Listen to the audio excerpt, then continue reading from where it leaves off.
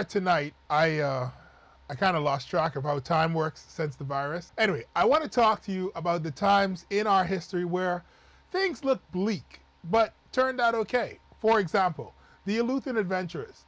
They had this grand scheme to come to the Bahamas, be free to worship however they wanted, and set up a little semi-republic. And then, boom, storm hits, the boat crashes, and they have to take shelter in Preacher's Cave. Did they take this time out to complain about the horrible driving of their captain? They probably should have, but they didn't. They made an altar out of rocks and had a church service. I'm just gonna skip over how some of the people eventually left the island because, you know, Luther rough.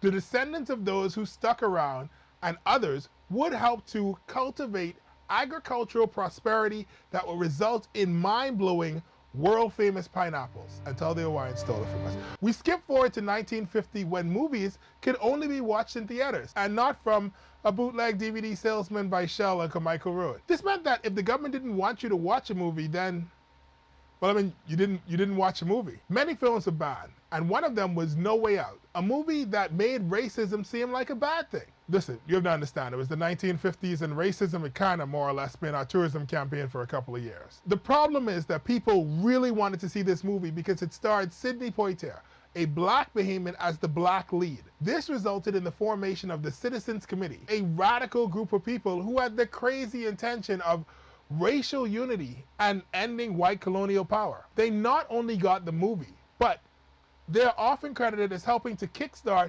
certain ideological moments in history that would lead to the formation of the PLP 3 years later. And then, eventually, majority rule. This, in short, is how we got Androsia. Don't question me, just go with it. Another story that comes to mind is Operation Chase, because in the before times, everything had cool names. Chase, of course, stood for Cut Holes and Sink 'em, which was where the US would take different nerve gases from previous wars, put them in old boats, fill the boats with cement, pull the ships out to sea, and sink them. There were 12 chase operations, and the 10th happened August 18th, 1970, 283 miles east of Florida. I know what you're saying, but Florida isn't a part of the Bahamas, unless you count Walmart and Sawgrass Mall. Those are Bahamian landmarks. However, do you know what is 283 miles east of Florida?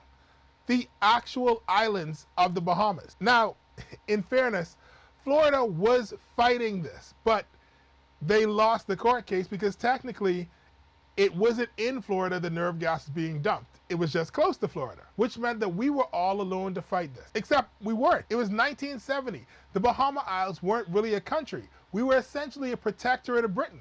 So it was up to them to protect us. So we asked the British Embassy in Washington to protest the United States. Instead, they forwarded an expression of the Bahamas' views to the American authorities 3 days after the dumping occurred. May I remind you, we are talking about chemical weapons, and not the nice ones that help get rid of wrinkles. This is the ones that military law review refers to as having potential to cause immediate and substantial harm, even to the extent of killing human beings. They go on to say that they are not really sure of the effect that it may have had on underwater life. Which brings the question, is this why your mother's stew fish is so ashy? No, it's because she can't cook. So where's the good ending in that? Where's the triumph? Well, this event became one of the leading arguments for independence. As then Deputy Prime Minister A.D. Hanna put it, we watched without a voice while the British and the United States government agreed to drop deadly poisonous gases off our shore. And as Britain was at that time trying to secure the bag by joining the European Economic Community, what other choices might be made without the consequences to the people of these islands taken into account? Prime Minister Pinling said it best. The Bahamas would be at a great political and economic disadvantage if it was not able to decide for itself what decisions must be taken in its own best interest. So, I say all that to say what? Although the times that we've faced recently, okay, they suck, right? And they seem to be pushing us to this dark, tumultuous future. History has shown us that we have taken times like this to push ourselves to something better.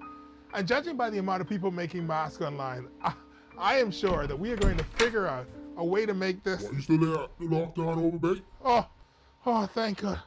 Oh, sweet merciful master, thank goodness. The door was locked. I couldn't get out. Oh, thank gosh. Oh, I've been stuck in there forever.